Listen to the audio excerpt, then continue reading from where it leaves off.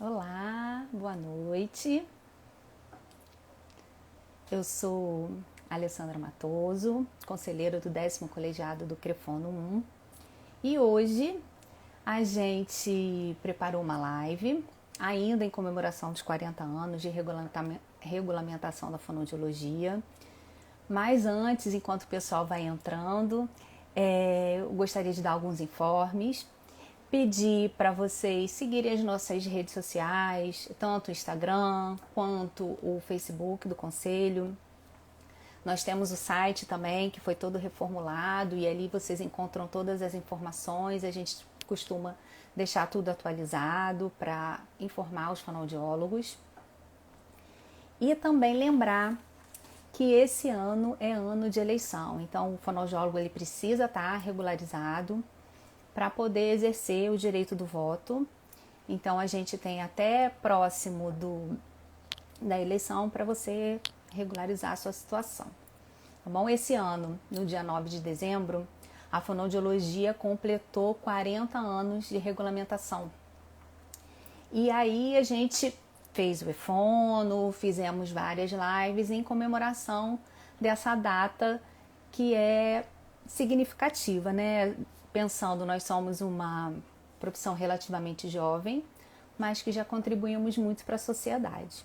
E aí, continuando com essa comemoração dos 40 anos da regulamentação, a gente convidou hoje uma pessoa muito especial, que eu já vou colocar ele aqui, que é o Dr. João Lopes, para comemorar com a gente esses 40 anos de regulamentação da profissão, falando um pouquinho da experiência dele. Oi, João! Oi, Alessandra, tudo bom? Tudo jóia! Estou aqui dando alguns informes, esperando o pessoal entrar. E seja bem-vindo ao nosso Crefono, né? Porque o Crefono é do fonoaudiólogo.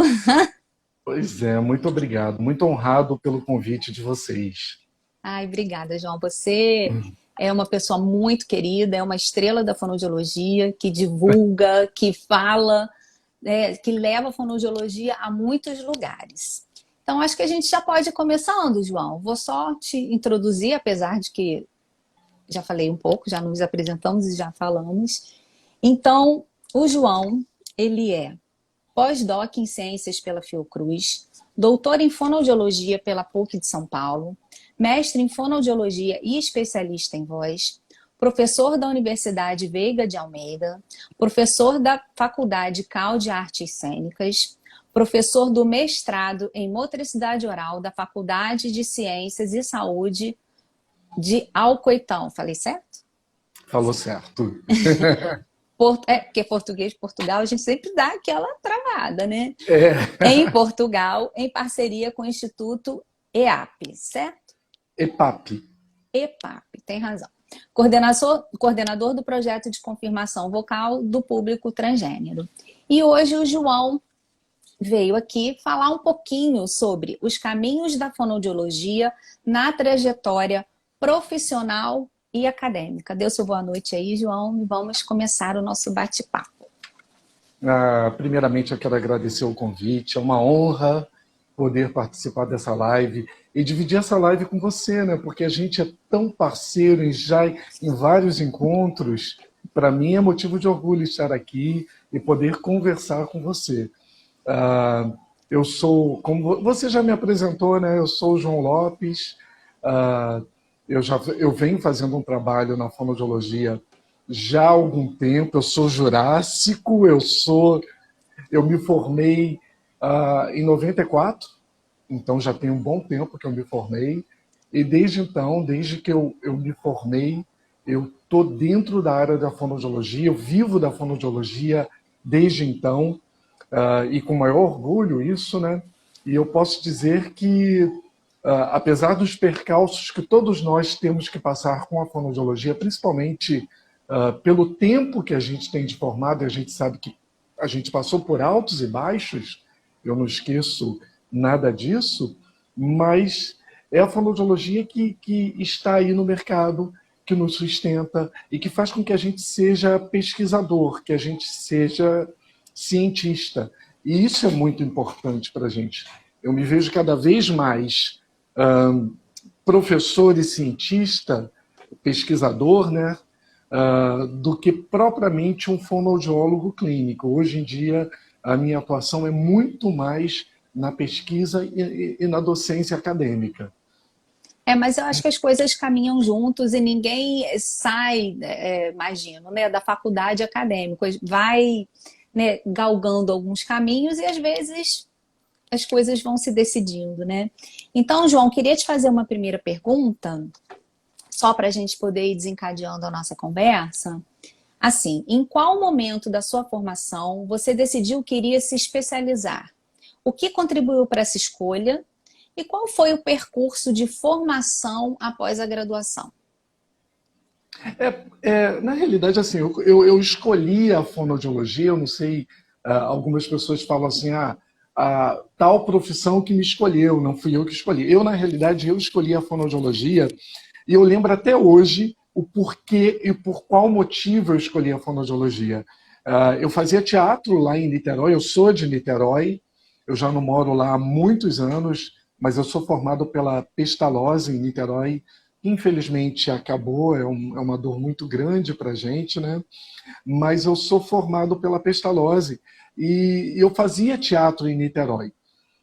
Eu não era nada bom como ator, nada, nada, nada. Eu não tinha o menor talento enquanto ator. Mas eu queria muito continuar trabalhando com teatro, eu queria muito me manter nessa área. E aí eu descobri a fonoaudiologia, que não era nada conhecida naquela época, por conta do trabalho que eu percebi que eu poderia desenvolver na área de voz, com os atores. Quando eu fiz, foi proposital, foi estratégico. Eu fiz fonoaudiologia porque eu queria trabalhar com atores. E aí eu segui esse caminho, trabalhando com atores. Na época, eu tinha um professor, eu acho que todos nós fomos alunos do Domingos Sávio Ferreira de Oliveira. Sim. Sim. Sim. E eu lembro... eu lembro ali que o Sávio, eu me destacava muito nas aulas do Sávio, porque era voz, porque era estética vocal, e isso já chamou a atenção dele. Aí foi quando eu comecei a acompanhá-lo, ele tinha sido aprovado no concurso da Unirio, e eu comecei a acompanhá-lo na Unirio, a assistir às aulas dele como aluno ouvinte. E aí eu comecei dessa forma, bem timidamente, ia lá na Unirio, e o meu objetivo era ser professor da CAL. A CAL é a Casa das Artes Laranjeiras, que, na minha visão, mas eu acho que na visão de todo mundo, é a maior faculdade de artes cênicas que a gente tem no Brasil atualmente. É de onde saem todos os famosos que a gente conhece. Eu queria chegar lá de qualquer maneira, eu queria ser professor da CAL. Então, o meu objetivo foi esse. Eu vou fazer faculdade de fonoaudiologia e eu vou ser professor da CAL. Até que não demorou. Eu fui tão persistente que, depois de 3 anos, mais ou menos, de formado, eu já era professor da CAL. Ou seja, eu entrei sem a menor experiência. Eu lembro que lá tinha uma professora chamada Rose Gonçalves, que me levou para Martins Pena, onde eu também era professor de voz na Escola de Teatro Martins Pena, para eu ganhar experiência e depois ser professor da CAL. E aí foi um caminho que eu segui, eu já fiz inúmeras preparações teatrais, já trabalhei com vários atores, eu não sei enumerar, porque realmente só na CAL eu vou fazer daqui a pouco 25 anos, quer dizer, é muito tempo que eu dou aula lá, mas todos esses conhecidos, famosos que a gente ouve falar, desde o Fábio Porchat, o Rodrigo Santana, Samantha Smoot, Cacau Protásio, o nosso querido Paulo Gustavo, todos eles foram os meus alunos, e eu tenho o maior orgulho disso, eu tenho o maior orgulho de ter sido professor de tão seleto grupo de atores, né?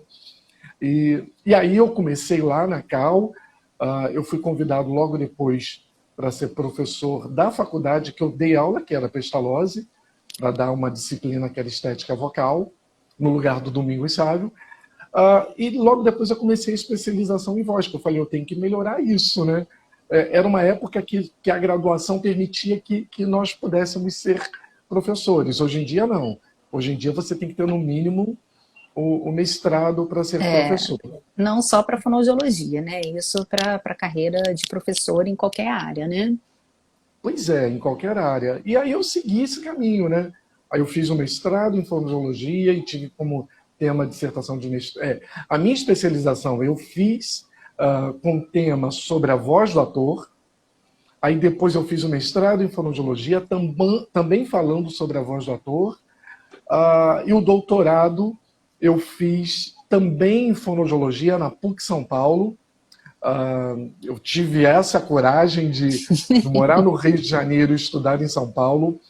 Não é fácil, não é fácil, é muito difícil você fazer um doutorado em São Paulo morando no Rio de Janeiro, mas eu queria muito fazer um doutorado em voz, em Fazer fonoaudiologia. esse doutorado, João, era esse doutorado ou foi a oportunidade que apareceu? Ou você não, é esse doutorado que eu quero fazer da PUC de São Paulo e é para lá que eu vou?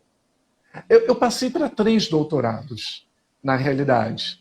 E aí eu escolhi a PUC São Paulo pelo fato de que lá tinha a orientadora que eu queria, que é a Marta Assunção de Andrade Silva, que é uma das grandes conhecedoras da voz cantada, e eu queria falar sobre voz cantada. Então, quando eu fui para a PUC São Paulo, eu fui também, mais uma vez, estrategicamente, a gente tem que agir assim na nossa profissão, e aí eu fui fazer justamente com ela por conta do tema que eu queria. Eu queria falar sobre a voz da cantora Elza Soares. Eu queria mostrar que mesmo essa desconstrução... Eu sou um professor que desconstrui alguns elementos. Que a gente vem numa cultura da fonoaudiologia que diz assim, voz boa é voz nítida, clara, limpa, sem nenhum ruído patológico. Não. Voz boa é aquela voz que a gente se apresenta. Voz boa é a voz que faz um cantor fazer sucesso e ter o seu público aliado a ele. Então, eu tento desconstruir um pouco essa questão de que voz tem que ser linda, cristalina. Voz tem que ser e tem que ter personalidade, na minha opinião. Voz tem que ter expressividade. Mas eu acho que isso já mudou um pouquinho também, né, João? Acho que já tem algumas pessoas, né, alguns profissionais que já entendem isso, né? Ou ainda... Sim. Não, isso de verdade, sim. A gente já tem profissionais que veem dessa forma e que conseguem entender que o ruído patológico, às vezes, pode fazer parte daquela estrutura, né? Ou seja, e que a partir daí eu posso ter uma boa voz profissional. Ou seja, a expressividade está acima de qualquer elemento. Eu não estou defendendo aqui, de maneira nenhuma, pelo amor de Deus, a questão de que vozes podem continuar com patologia. Não, não é isso. É fazer entender que as patologias têm que ser tratadas. Mas existem alguns casos onde as patologias fazem parte da utilidade daquela voz profissional. São as vozes úteis, são as patologias úteis. Como é que eu vou tirar... Tudo bem que a Cássia Eller já faleceu, mas como é que eu ia tirar aquele ruído que dava aquele estilo, aquele charme para a voz dela? Ou seja, aquilo fazia parte do estilo de canto dela. E eu, enquanto fonoaudiólogo, não poderia tirar aquele... Eu posso trabalhar a manutenção de uma patologia para que ela não evolua, mas aquele ruídozinho que tem na voz, que dá aquela rouquidão... Ela tinha nódulos bilaterais em pregas vocais, então dá um certo charme e um certo estilo no canto da Cássia Eller. Mas é a mesma coisa da hipernasalidade do Roberto Carlos. Sim, aí já são questões polêmicas, né, João? Exatamente. Que são marcas das pessoas que fizeram eles serem quem eles eram, né? A marca deles. E aí você vai tirar, né? Não tem como. Então, quando eu fui estudar a voz da Elza Soares, o que eu quis provar era justamente isso. Que os valores estéticos são muito mais importantes do que propriamente uma condição anatômica. E aí eu consegui, até uma tese de doutorado, a gente tem que provar o nosso objetivo, né? A gente tem que concluir o nosso objetivo e eu conseguir concluir e fazendo com que as pessoas entendessem que a voz dela tem expressividade, tem beleza estética. E não é à toa que ela está há anos e anos no mercado fonográfico, né? Sim, e Fazendo ela se shows. reinventa, né? A Elsa tem uma coisa bom, vamos falar um pouco dela, porque não tem como conversar com você, João, e não tocar em Elsa Soares. Esses dias eu estava ouvindo um podcast falando disso, da capacidade da Elsa Soares de se reinventar e estar sempre contemporânea, né? Exatamente isso. Ela não é uma cantora que ficou lá nos anos 50 quando ela foi lançada. Ela é moderna, ela é atual, ela é bastante contemporânea. E ela, se você vê pelas últimas gravações dela, ela grava samba paulista, ela grava funk, ela grava rap. Ou seja, ela não continuou naquela cantora grandiosa, grandiloquente, exagerada no estilo de canto, que era uma característica das cantoras dos anos 50. Então ela se modernizou, se atualizou. Atualizou apesar dos 90 anos que ela está agora, ou 91, eu não estou lembrado. Mas é uma mulher extremamente contemporânea, né? Exatamente. Deixa eu pedir para o pessoal que está entrando na live mandar aviãozinho para os colegas, para eles terem acesso à nossa live, que tá uma delícia. João, se deixar, ele vai falar aqui até amanhã de Sim. manhã. E esse é o objetivo, a gente só não vai porque o Instagram não deixa, Mitch. né? E eu acho que ele deve ter suas razões, né? Então, João, acho que a gente conseguiu responder bem essa primeira pergunta, certo? Sim. Então vamos para a segunda. A sua rede de contatos, amigos, colegas contribuíram para as suas conquistas profissionais? De que forma? Isso é muito legal da gente falar, né? Dessa coisa de que a gente precisa se aproximar para crescer, né? Pois é, uma andorinha não faz verão. A frase é extremamente verdadeira porque realmente eu não conseguiria absolutamente nada se eu não tivesse esse núcleo que me cerca o tempo todo de amigos, de profissionais, de colaboradores. Ou seja, eu sou muito, muito grato, muito feliz pelas redes de contato que eu tenho e por fazer inúmeras parcerias. Eu não seria absolutamente nada se eu não tivesse feito as parcerias que eu fiz. Se eu for levar em consideração, eu tenho parceria desde o início da minha formação, que foi meu primeiro emprego, que foi o Domingos Sávio, que me deu, que me doou, que me emprestou. Ou seja, era uma vaga que era para ele, ele não podia mais ficar lá, e ele me indicou como profissional para ficar no lugar dele. Os meus amigos de formação da Pestalozzi que estão comigo até hoje e que isso me dá muito orgulho. Você também passa por isso, né? Sim, sim. É curioso isso, né, João? Tanto a minha turma quanto a sua turma, eu sou uma turma anterior à do João. Somos muito unidos até hoje, né? A gente tem muita troca, gente que foi para outros caminhos, que acabou não seguindo na fonoaudiologia, outros que até hoje a gente troca figurinha e troca experiências de trabalho e a gente está junto até hoje. Eu não sei se é coisa de Niterói, de repente, olha que eu já estou em Macaé, hein? Mas a gente tem uma troca muito grande com os nossos colegas, né? Pois é, não, isso é incrível, porque realmente a gente continua com o mesmo grupo, com os mesmos amigos, e todos dando força. Quando alguém fala, a gente tem o nosso grupo, né, de WhatsApp, e quando alguém fala assim, arrumei um novo emprego, é motivo de festa para a gente, sabe? A gente fica feliz com o sucesso do outro. E aí, nesse meu caminho dentro da fonoaudiologia, eu tenho uma grande parceria, eu sou professor da Universidade Veiga de Almeida. Aquilo de lá é um sonho, de verdade é um sonho. Eu trabalho com uma equipe exageradamente unida, parceira, colaboradora, um ajuda o outro. E não é da boca para fora. E não é da boca para fora. É de verdade. Nós somos companheiros, parceiros.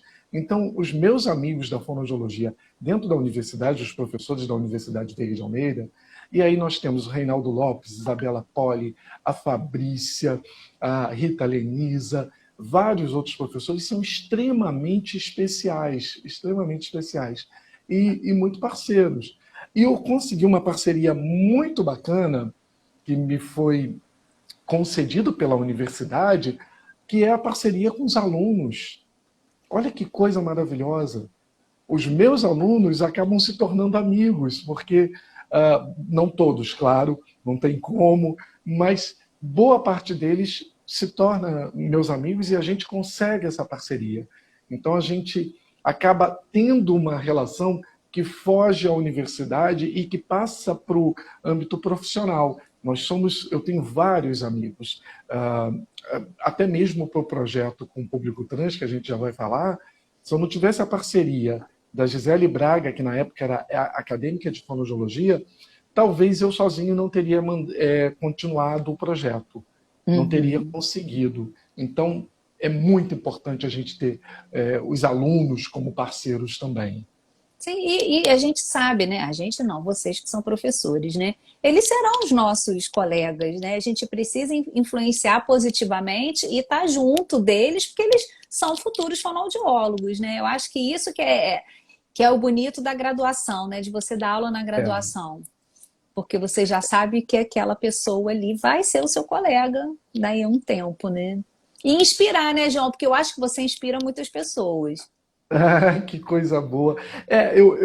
Pelo fato de eu transitar por vários caminhos, né? Eu trabalho com atores, eu tenho alunos em escola de teatro, né? Na Faculdade de Artes Cênicas, eu tenho os alunos da Universidade Veiga de Almeida, lá na Fiocruz eu já começo a dar aula agora no doutorado e no mestrado da Fiocruz, então é um outro campo. E Portugal, que foi um presente na minha vida, ser professor da graduação lá em Portugal.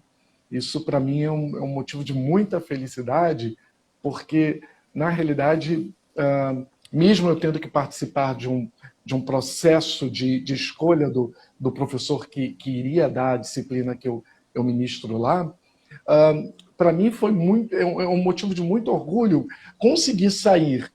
E se a gente pensa na nossa rede, na nossa teia, sair de Niterói, que é desse tamanhinho assim. Já não está tão pequeno, desse tamanhinho é Macaé. Para, João. É verdade. Mas conseguir chegar na Europa, chegar em Portugal, é muito bom. É motivo de orgulho. É de dar orgulho, claro, né? Não tem como, não tem como não ficar. E nos dá orgulho também, porque eu acho que é isso, a gente ficar orgulhoso pelo trabalho do outro, que é isso que a gente está falando, né? Desse suporte, dessa parceria, das pessoas que falaram, não, vai lá, você é bom, você consegue. E esse incentivo para o colega de não colocar, sempre colocar ele para cima, vai lá, vai nos seus desafios, suas conquistas e segue em frente. Não, exatamente assim. Deixa eu ver. Então fomos para a rede de contatos. E sim, o que você mudaria ou daria mais foco nesse seu percurso? Pois é, eu lembro que me perguntaram isso lá na UFRJ, na live que nós fizemos lá. E eu devo confessar que por várias vezes eu me peguei pensando assim, eu comecei, eu não estou dizendo na graduação eu comecei no tempo certo, mas no mestrado, doutorado, eu me peguei pensando assim, por que eu levei tanto tempo para fazer o mestrado, para fazer o doutorado, enfim, para seguir esse outro caminho, que é o caminho do professor pesquisador, daquele que quer fazer parte de uma academia. Eu me peguei pensando nisso. Por quê? Eu venho de uma família que... A minha família é uma família pobre. Eu trabalhei a graduação inteira para poder colaborar no pagamento da mensalidade. Nada diferente da maioria das pessoas que fazem uma graduação aqui no nosso país. A gente tem que trabalhar para poder pagar, não tem jeito, né? Sim. E eu lembro que depois que eu me formei, eu precisava trabalhar, porque é uma realidade. Eu preciso trabalhar, eu preciso fazer dinheiro pelo investimento que foi feito, né? E eu me vi trabalhando imediatamente em vários locais, enfim, eu aceitava tudo. Eu acho que quando a gente se forma é um pouco disso, né? A gente atende disfagia, sim, atende MO, sim, voz, sim.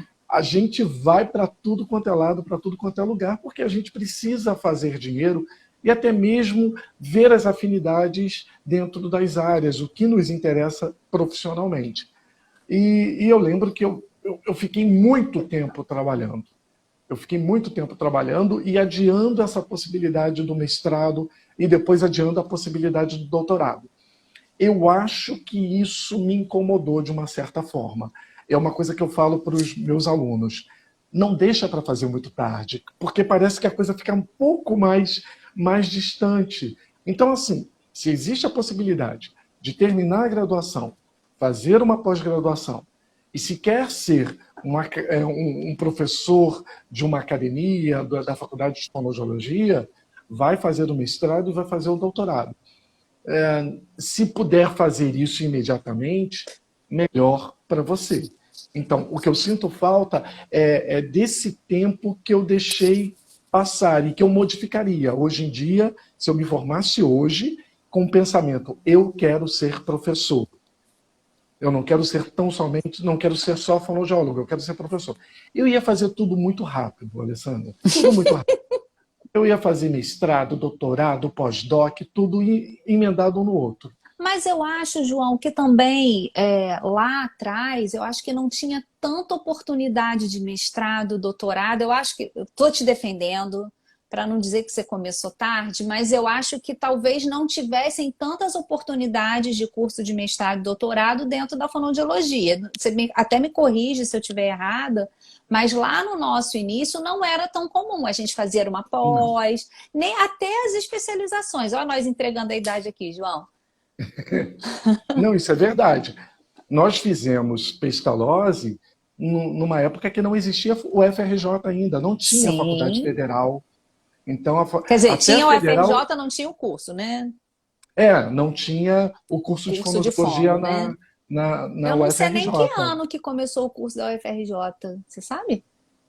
Eu acho que não tenho certeza, mas Ai, coleguinhas da UFRJ, coloquem aí nos não sei. comentários que ano que começou lá, quem for, se tem 94? alguém aí da primeira turma ou alguém que é de lá e que sabe, para a Eu gente também não poder sei. falar aqui um pouquinho.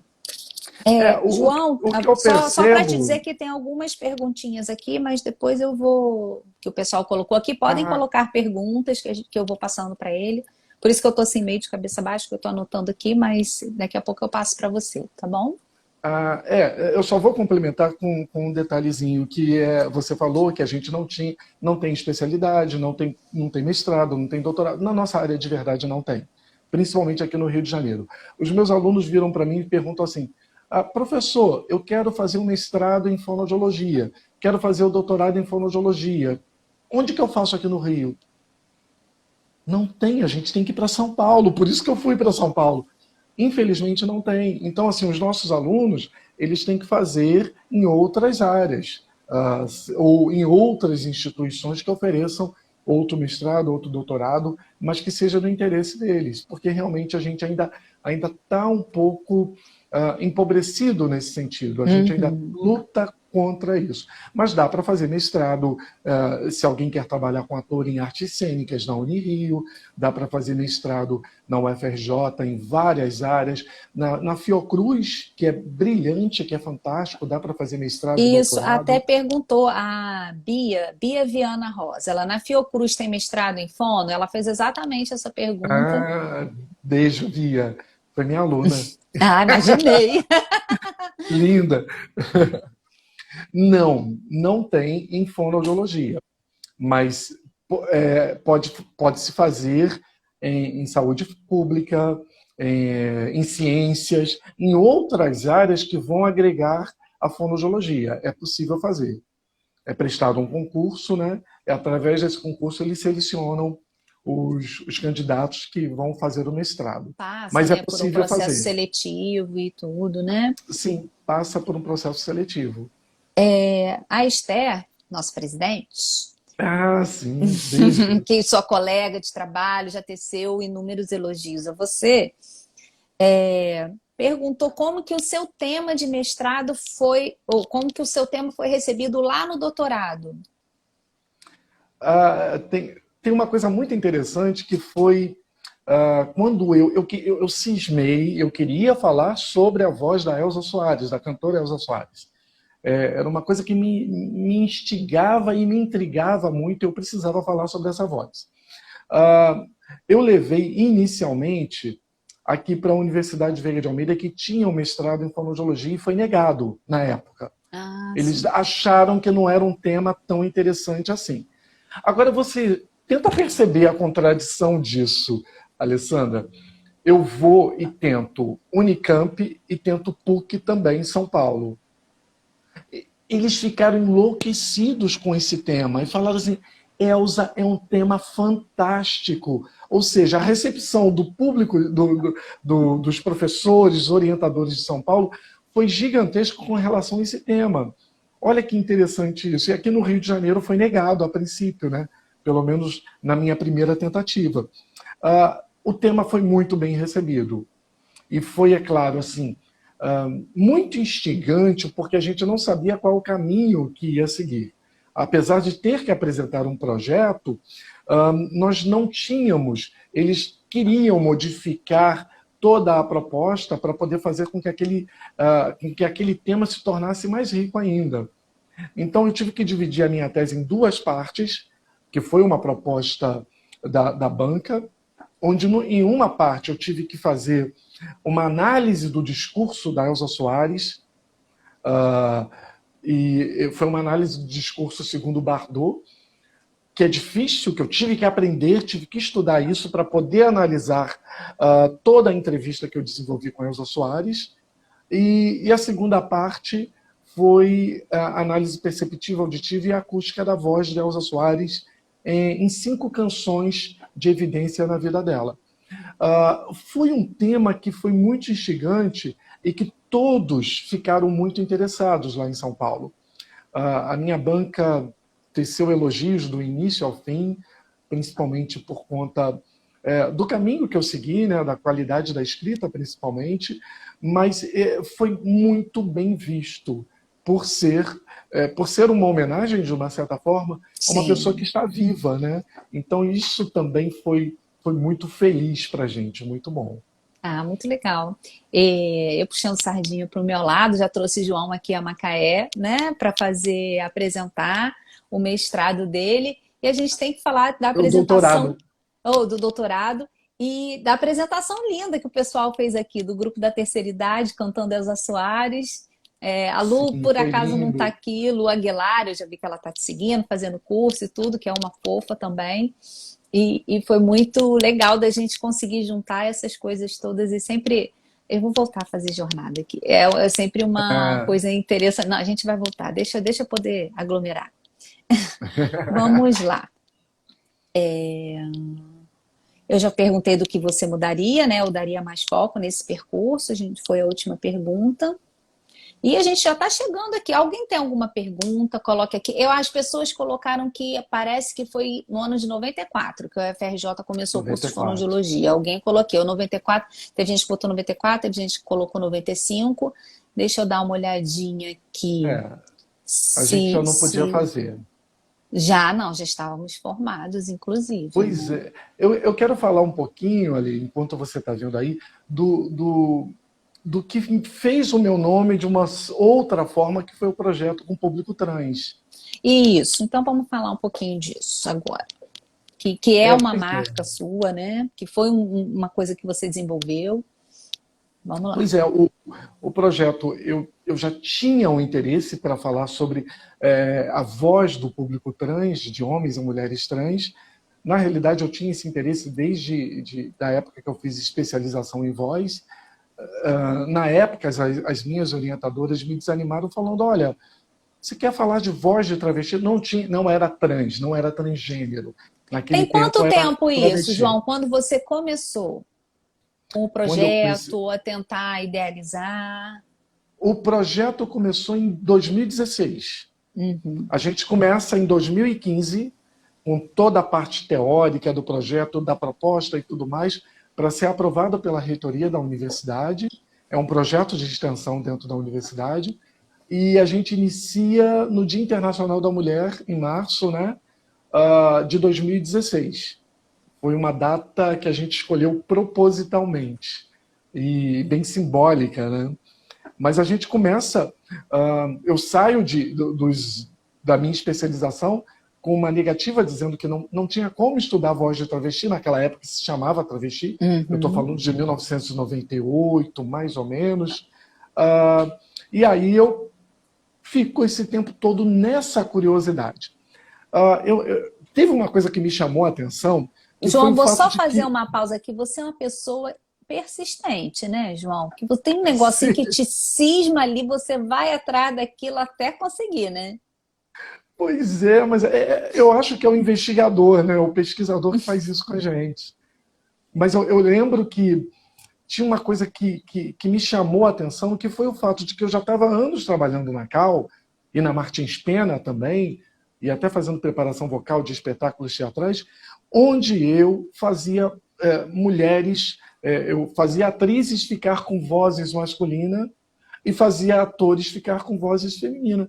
Eu falei assim, gente, se eu consigo fazer isso com atrizes e atores, é claro que com mulheres trans e homens trans eu também consigo isso. E foi quando eu juntei a ideia da ciência e da arte.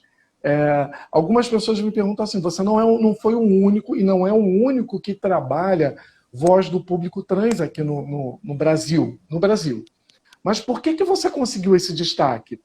Eu acho que o meu destaque vem, primeiramente, pelo fato de que eu trabalho a teatralização.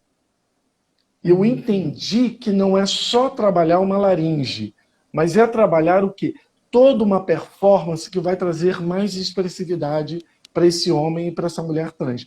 Muito mais para a mulher trans do que para o homem trans, com toda a certeza. O homem trans, com a testosterona, já ganha grave na voz. A mulher trans com estrogênio não consegue ter agudo na voz, então a voz continua muito grave. Então a gente começa com esse projeto humildemente em 2016, e por uma desses acasos, dessas sortes que a gente tem, o G1 descobriu o nosso projeto. A descoberta do G1 fez com que isso explodisse, né? Sim. E aí foi uma Deu entrevista... visibilidade, né? E eu acho que Deu. também a questão da nomenclatura ter mudado, desse reconhecimento, né? De surgir a palavra transgênero. Acho que isso tudo foi acontecendo mais ou menos ao mesmo tempo, né? Não sei. Sim, foi. Veio a novela, lembra? Ah, sim. Olha Eu, só. eu esqueci o nome da novela, mas tinha um personagem trans, Tinha, o tinha. Ivan, a Eu não Ivan sou. que A Ivan, fez a transição para o Ivan. isso, a Ivana que fez a transição. Chegou uma outra pergunta aqui, mas você quer falar mais? É porque não tem muito a ver com o público trans, não. Mas se você quiser fazer mais alguma colocação, pode falar. Não, o que eu queria dizer é que assim, esse trabalho é muito rico e muito interessante. Eu continuo insistindo com os fonoaudiólogos do nosso país que precisamos de mais fonoaudiólogos para trabalhar com homens e mulheres trans. Somos poucos ainda, eu consigo contar nos dedos quantos nós somos. Aqui no Rio de Janeiro a gente tem um projeto pela universidade, né? E agora eu abro uma outra frente a partir do ano que vem na Fiocruz. Então, nós teremos 2 lugares aqui no Rio de Janeiro com o trabalho de ambulatório de voz para as pessoas trans. Isso é muito bom para todos nós, isso vai enriquecer. E, para mim, a grande vantagem é que também terei estagiários, né? Então, eu terei estagiários na Fiocruz e também na universidade, mas na Fiocruz é um pouco mais aberto, e isso me deixa muito feliz, porque eu vou poder passar isso para os novos profissionais que vão se formar daqui a pouco. Mas eu queria deixar bem claro que a gente precisa.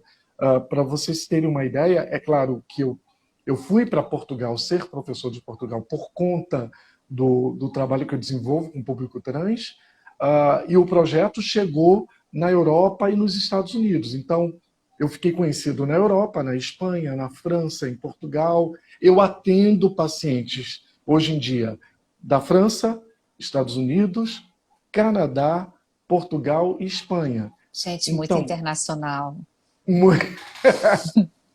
tive que voltar para aula de inglês. Eu tenho que Ah, deixar. basicamente, né?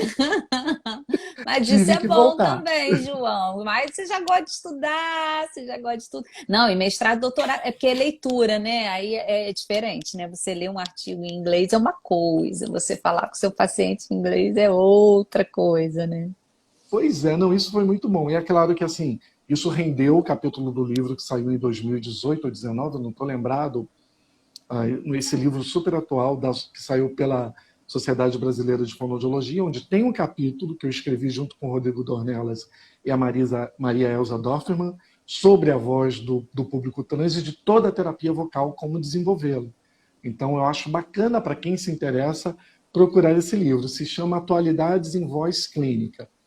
E esse ano saiu mais um livro pela Sociedade Brasileira de Fonoaudiologia, onde tem um capítulo que eu dividi, que eu escrevi com o Reinaldo Lopes e com o Domingos Sávio, que é sobre a voz do ator, Esse que saiu agorinha, né, João? Porque eu me lembro de vocês estarem divulgando, né? Tem bem pouco tempo, eu acho. acabou de sair, acho que não nem 2 meses, né? Saiu agora há pouco tempo, é um capítulo sobre a voz do ator, e a gente fala sobre essa atuação fonoaudiológica com os atores de teatro. Então, eu acho que vale a pena também. Atualidades em voz profissional. Estou falando do meu capítulo, mas todos os capítulos são maravilhosos e tem grandes profissionais, né, que escreveram. Então, são 2 livros que saíram seguidos que eu acho que vale a pena porque o nome já diz, Atualidades. Então, está muito atual. Está Tá. muito aqui. Aí, João, depois você me manda direitinho o nome, porque a gente até, no Dialogando da semana que vem, a gente até faz essa indicação, porque a gente vai salvar essa live, né? Vai falar dela de novo, vai ficar arquivado. Aí a gente aproveita e já dá a dica dos 2 livros, tá bom? Sim, ótimo. Deixa eu ver aqui. Bom, a Simone perguntou. A gente sabe que é difícil de dizer onde não tem fonoaudiólogo. Para você, qual a área que precisa ou que está mais em crescimento da fonoaudiologia? Já que a gente está falando, né, tanto do lado profissional quanto acadêmico. Ah, sim, Simone, um beijo. É a Simone que trabalha com vocês aí, né? Eu acho que Sim, é essa. conselheira, Ah, sim, Simone a nossa Braga, conselheira. conselheira, é ela mesma. Beijo, beijo, Simone, querida. Ah, olha, Alessandra, eu ainda acho que a gente precisa de profissionais. Eu vou falar dentro da minha área, que é a voz. Uhum. Dentro da área de voz, nós temos poucos profissionais ainda que trabalhem com a estética vocal. O fato é que a estética vocal é a bola da vez. Quando a gente fala de um trabalho com público trans, é estética vocal. Eu não trabalho patologia ali, a não ser que esse paciente que me procure venha com alguma patologia laríngea. Mas o trabalho que eu faço com eles e com elas é de estética vocal. Se um ator nos procura, um advogado, um professor, é estética vocal. Então eu acho que a gente pode se voltar e pode procurar se especializar mais nessa área de estética. O exemplo que eu dou é até mesmo dos meus atendimentos agora em consultório. O meu consultório, 90% do público é de estética vocal. São pessoas que querem embelezar a voz, que querem melhorar a voz, melhorar a pronúncia, melhorar nitidez articulatória, projetar melhor a voz. Patologia, 10% somente. Pessoas com nódulos, pólipos, que precisam de tratamento. É muito pouco.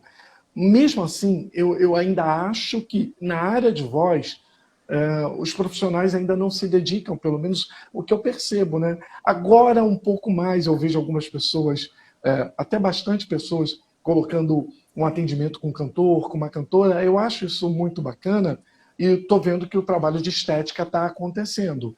Mas demorou. E nós ainda precisamos de mais profissionais dentro dessa área. Como eu falei, como na área com o público trans, precisamos de muito profissional. Tem muitas pessoas, vários homens e mulheres trans que querem atendimento e não conseguem. Que alguns me procuram e dizem assim: João, eu procurei uma fonoaudióloga e ela disse que não sabe me tratar. Então, assim, precisamos de profissionais que trabalhem também com o público trans. Colocar esse povo no mercado de trabalho, colocar esse povo, tirar da marginalidade e colocar aqui, ó, junto com a gente. Porque é o que está faltando, né? A gente perceber homens e mulheres trans como pessoas comuns, como nós somos, como qualquer outra pessoa é. E não olhar com um olhar de espanto, ou como se estivesse vendo alguma espécie rara. Não é, são pessoas como normais nunca, que de perto ninguém é normal, já dizia Caetano Ninguém, nem Veloso. nós aqui, João. Pois é, mas comuns todos nós somos, né? Então precisamos disso com toda certeza. É assim, chegou uma pergunta daqui da Ferlufono, você deve conhecer. Sim. João, hoje em dia tem muita adoro. gente trabalhando em comunicação. Qual o diferencial do fonoaudiólogo nessa área? Aí eu acho que ela está se referindo muito a gente, outras áreas trabalhando com comunicação que não são fonoaudiólogos, né? Ferluzinha, beijo. Eu sou fã dessa garota. A Ferluciana é maravilhosa, querida, trabalhamos juntos e faz um trabalho belíssimo na área de comunicação. Ela faz um trabalho belíssimo. Quem sabe a gente não convida ela também, né? E eu acho uma ótima ideia. Fica a dica. Fica a dica. Fica a dica. Qual era a pergunta mesmo? Ai, peraí, calma. Tem muita gente, ficou lá falando de Ferlu, pronto. João, hoje em dia tem muita gente trabalhando com comunicação. Qual o diferencial do fonoaudiólogo nessa área? O que eu percebo dentro dessa questão de se trabalhar a comunicação é que a gente abre um leque que obrigatoriamente é nosso, é uma área que já era nossa, trabalhar a estética vocal, a oratória, seja lá a comunicação oral, seja lá como for. O que nós temos de diferencial é mostrar que a gente faz um trabalho que tem fundamento científico, porque antes era tudo muito empírico. A gente encontrava, por exemplo, um advogado que falava assim, eu agora vou dar cursos, ministrar cursos de oratória, e ele ia e ensinava coisas absurdas. Nós conseguimos fazer esse trabalho primeiro que com uma modernidade muito grande, haja visto que a nossa tecnologia permitiu isso, então isso é muito bom para a gente, mas com fundamento científico. A gente sabe que o que a gente vai fazer não vai agredir aquela pessoa que nos procura. Não vai agredir, não vai machucar anatomicamente aquela pessoa. Então, isso é um cuidado que a gente tem. Eu lembro que eu venho de uma cultura, principalmente que eu faço teatro desde pequeno, desde novo, mas falavam assim para mim, pega o lápis, aquele famigerado lápis, bota na boca, que vai melhorar a articulação. Bebe conhaque para esquentar a voz para entrar em cena. Olha os absurdos que eu vi. Aí falavam assim, faz um cultura gargarejo. Popular, porque aí beira cultura popular, né? E não científica. Beira cultura popular. E eles acreditavam veemente, de uma forma veemente nisso. E eu sei o quanto isso é prejudicial.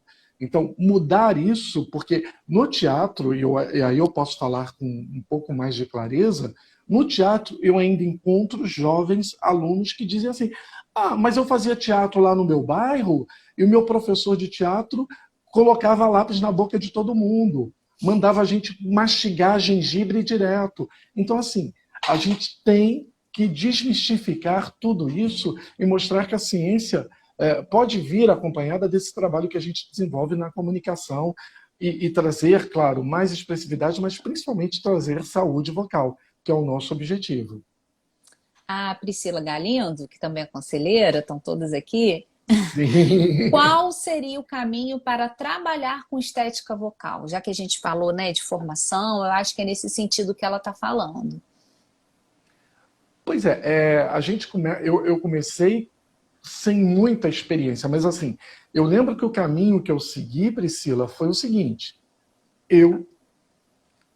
estrategicamente, eu não sou bobo nem nada, né? Eu fiquei muito próximo do Domingos Sávio, que já trabalhava com isso com os atores. Então, assim, se a gente pensa nos acadêmicos de fonoaudiologia, é fazer com que eles acompanhem as aulas dos professores que dão aula de estética vocal, de oratória, numa escola de teatro, ou que tenha um curso de oratória. Aqui no Rio a gente tem vários, né? E que a gente tenta não chamar mais de oratória, mas primeiramente isso. Se a gente pensa nesse trabalho de estética vocal, ou que acompanha um cantor, um grupo de cantores, é muito interessante. Já para um fonoaudiólogo formado, que é o seu caso, aí realmente buscar os cursos que seja de voz para atores, técnica vocal para cantores, de fonoaudiólogos que venham trabalhar com cantores. E a gente tem profissionais brilhantes que fazem isso aqui no nosso mercado, no Rio de Janeiro, e até mesmo fora, né? A gente tem nomes maravilhosos que fazem esse trabalho. Mas o que eu percebo é que a gente pega um pouquinho daqui, um pouquinho dali, e a gente cria a nossa personalidade profissional. Isso me chama bastante atenção. Então, assim, se quer trabalhar estética vocal, já mesmo que seja assim, a pessoa não pediu para ser atendida por mim, mas eu vou oferecer meu trabalho e mostrar que a gente pode desenvolver isso. Eu acho que o caminho é por aí, assim. E observar e fazer curso, enfim, seguir esse caminho. Muito legal. E eu acho que é isso mesmo, a gente tem que mostrar, eu costumo falar isso, né? Porque às vezes chegam queixas até no conselho mesmo, de invasão da nossa área, né? E aí, como que a gente vai bloquear isso? Eu penso que a gente não tem como bloquear isso. A gente tem que mostrar que a gente faz e que a gente faz muito melhor. Eu acho que a gente está Sim. falando da comunicação, a gente está falando de oratória, a gente pode falar da parte de aprendizagem, de diversas áreas da fonoaudiologia que perpassam outras profissões e que não tem como a gente impedir né, o crescimento profissional das outras profissões. O que a gente pode fazer é valorizar a nossa e mostrar que a gente faz é muito melhor. Eu sempre falo Sim. isso. Não, e tem que lembrar que nós temos as profissões que são parceiras, né? São Sim, co-irmãs. Então, assim, o professor de canto é o nosso parceiro, o nosso co-irmão, o otorrinolaringologista, o fisioterapeuta. Então, essas profissões, a gente tem que estar muito bem cercado delas e com belíssimas parcerias. Tem que lembrar também que a gente não para de estudar nunca. É nunca. outro Colocaram isso detalhe. aqui, acho que foi Elô. Ah, é? Isso aí, formação contínua, Heloísa colocou. Exatamente, é isso. A formação, a gente não para nunca, porque a impressão que me dá, eu ouço alguns alunos falando assim: mas você agora não precisa mais estudar. Não, Ou agora que eu preciso estudar mesmo. Então, assim, a gente não para nunca nessa formação. nunca, nunca, E, nunca. e a nossa profissão, ela é muito dinâmica. Ela é muito dinâmica. Porque Então, ela é tem muito sempre que jovem, né, aprender. João? Se a gente for pensar, a nossa profissão é muito jovem. Então, claro que ela está ainda criando novos caminhos e novos espaços, e a ciência está crescendo direto, né? O tempo todo. A gente vai descobrindo novas técnicas e aparelhos e um monte de coisa que vai fazendo. Tem que estudar, né? Tem que Tem que conhecer. estudar, não tem como. É desse jeito. Olha só, Miguel Oliveira fez um pedido para você que está aqui. Me leva para acompanhar uma aula sua, então, João. Quem é Miguel Oliveira? Já Meu aluno. aproveitou, já aproveitou o canal e já fez o pedido. Ó, quem sabe, Miguel, vamos ver se João abre o coração para você. Calma aí. O pedido está feito. Miguel é um lindão. Meu aluno na UVA, né? Mas o que eu ofereço lá na UVA é claro, o estágio que eles podem acompanhar, o ambulatório de voz para o público trans. Tem a CAL, onde eles podem fazer estágio comigo e acompanhar todo o trabalho que eu desenvolvo com os atores, que para eles é muito, muito interessante também. E agora a gente vai abrir um novo estágio que vai ser por concurso, né? Não tem como, porque aí Uhum. temos alunos da UFRJ e alunos da UVA e alunos da UF concorrendo na Fiocruz. E a Fiocruz é a menina dos olhos de todo mundo, né? Porque é o Sim. grande o grande espaço de pesquisa que a gente tem. Sim, sim, Então, e reconhecido, né? E que é, valoriza realmente a pesquisa. Acho que é o lugar que as pessoas que têm interesse em investir em ciência é para lá que devem se dirigir, né? Acho que assim, pelo menos aqui no Rio de Janeiro, eu acho que é a grande instituição formadora mesmo de é, pesquisadores, eu acho que é a Fiocruz mesmo.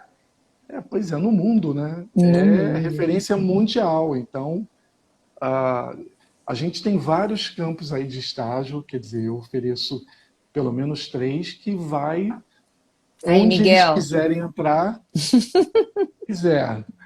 É bem interessante, eu acho que vale a pena. Ó, tem mais. Eu vou fazer mais uma perguntinha e depois, João, vou pedir para você fazer suas considerações finais, porque a gente já está chegando nos últimos 5 minutinhos. Sim, Na verdade, eu acho até que é mais uma colocação da Ferlu, que é o uso de aparelhagens estão em alta. E às vezes falta no fonoaudiólogo um olhar voltado para a pessoa. A gente está vivendo um momento desse mesmo. pois é, não, ela tem toda a razão, né, com relação a isso. A gente perceber que o, os aparelhos, tanto a eletroestimulação quanto o laser principalmente, ele é são complementares ao nosso atendimento, mas nada substitui a reabilitação que a gente faz desde de que a fonoaudiologia é fonoaudiologia. Ou seja, o que chegou agora seria a cereja do bolo. Mas a gente consegue fazer toda a nossa terapia sem, sem esses aparelhos. Desculpa, eu estou com um pouco de tosse ainda, porque eu tive influenza. Então, a gente consegue fazer todo esse trabalho sem esses aparelhos. Haja visto o teleatendimento. A gente não tem como. Estou aqui, deixa Sim, eu ligar o meu aparelho de laser e aplicar em você. Não tem como.